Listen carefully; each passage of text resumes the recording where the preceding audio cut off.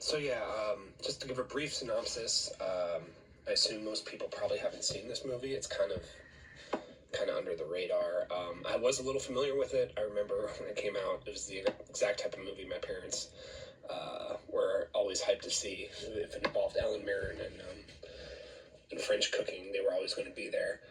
I think this came out like right around the time of Alan Mirren's real big renaissance in the mid 2000s to late 2000s, and I couldn't help but think that it was maybe partly not inspired by, but capitalized maybe on the big influx of interest in Indian films after Slumdog Millionaire in 2008. Just because I'm assuming most of us haven't seen it. I hadn't seen it until a few days ago. Just want to give a synopsis here. The Kadams are an Indian Muslim family forced out of India by a politically motivated attack at their restaurant. It kills Mrs. Kadam, the matriarch, and burns down the restaurant. The family is forced to flee to England at first. Papa, played by Ampuri, brings his family to London to escape the violence. The family is pretty unhappy in England, and especially Hassan, played by Manish Dayal. He's the central character, and he's established to be kind of like a culinary prodigy. The film opens with him picking out the most unique flavored urchin at the farmer's market. So he's established as like a culinary genius / prodigy. They leave England because they're not happy there, particularly Hassan. He finds English vegetables to lack life or soul. While they're driving through the French countryside, their truck breaks down. They're sort of rescued and put up by Marguerite, played by Charlotte Le Bon, who works at a restaurant in the town of Saint-Antonin, run by Ellen Mirren, the character of Madame Mallory. It's a Michelin-starred restaurant that's kind of central to the very French village's sense of identity, and the kind of a sense of pride permeates everyone who kind of deals with the restaurant, particularly Marguerite and Madame Mallory.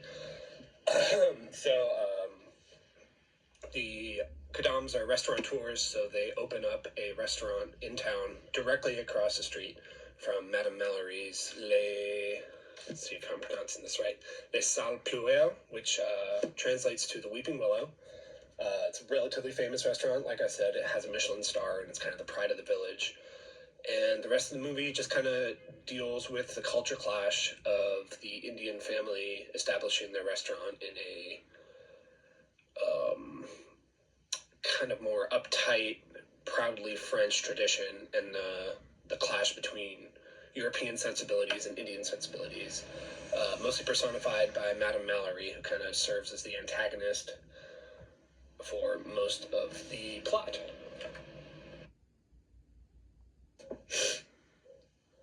Cultural identity and particularly ethnocentrism are major themes throughout the film.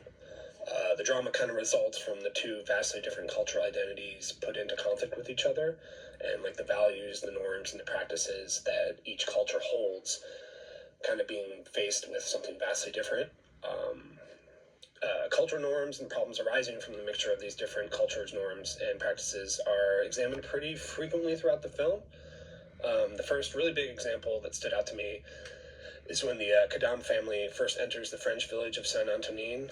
They're looking for a place to spend the night, and they ask about a local hotel, and the father, Papa, immediately questions the pricing, kind of prepared to negotiate or barter or get the rate lower.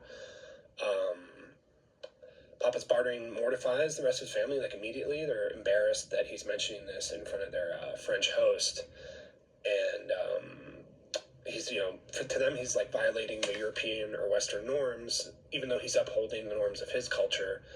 In Indian culture, bargaining and bartering is kind of an expected and accepted step in commerce. So something that would be completely normal or common in Indian culture is immediately kind of out of sync with the European or French sensibility. And it's particularly the children who pointed out, not anyone French. The children are kind of straddling the Eastern and Western sensibilities, and they understand the complications from mixing those two cultures more quickly than Papa does. Papa is very sort of steadfast in that their way is the right way, or at least a normal way. And his son challenges this immediately, saying they should just pay the price like normal people, is what he says, even though, they're all normal. So it just kind of illustrates a sort of internalized sense of Eurocentric values your younger generation has throughout the film. The vast divide in cultural norms is set up quickly and efficiently, and the first resistance to cultural norms kind of comes from Papa's own family rather than the French village, which will happen more later. The bartering actually comes back up again in one of the next scenes when Papa and Hassan are looking to buy the restaurant they end up owning. Madame Mallory, the Ellen Mirren character, shows up and kind of questions their financial ability to buy the place, even though she has no reasoning other than hearing that they had asked for a discount at the hotel.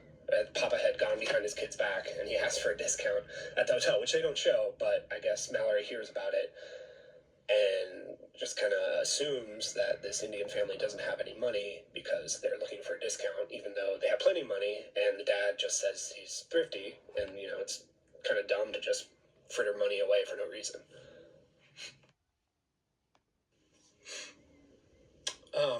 The rest of the film, ethnocentrism kind of drives the rest of the film's plot. For most of the first half, Madame Mallory, Helen Mirren's character, constantly belittles and undermines the Kadan family, particularly, sort of making comments about how their food isn't real food. One of the chefs at her restaurant thinks that all curry is sort of made out of cat food, and that it's just like not real cuisine, not real food. The Kadan family mostly just copes, even though they have sort of display some elements of ethnocentrism themselves. They're much more willing to assimilate and sort of incorporate aspects of French culture, much more so than the French staff at the restaurant across the street. In the climax of the movie, ethnocentrism and kind of like nationalist pride kind of bubble up into sort of the film's defining moment. Mallory's feud with this Indian family and the dismissal of Indian culture and cuisine kind of trickles down into her staff, particularly in her head chef, the chef de cuisine. On Bastille Day, the French equivalent of 4th of July, the chef complains about them being open, not respecting French culture, and dismisses Indian culture as having no culture or tradition, which seems like a pretty ludicrous statement considering Indian culture has been around for thousands of years and their food is internationally beloved.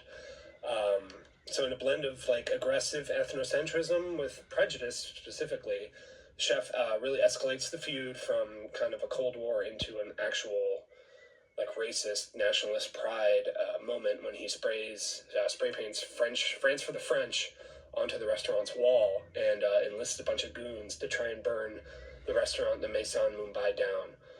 It's kind of a mirror or a parallel to the film's beginning, where the surrounding Indian villagers burn down the family's restaurant. They kind of find the same thing in France, just coming from a sense of French nationalist pride. So Madame Mallory sort of tells the chef that he's a good soldier, and he sort of takes that as a cue to try and burn down the restaurant. This turns her towards the good side, and Ellen Mirren's charm kind of starts to come out here because she realizes things have gotten way too far. And there's an interesting moment where she breaks down the French national anthem and how it has passages saying unpure blood must flow in the fields, and this is the part that the chef really goes on, and she points out that liberty, fraternity, and equality are the French ideals that she finds to be worth upholding. And this kind of sets the tone for us of the movie, where Hassan kind of just becomes a famous French chef, and that's more or less the end of the cultural clashes for the rest of the film.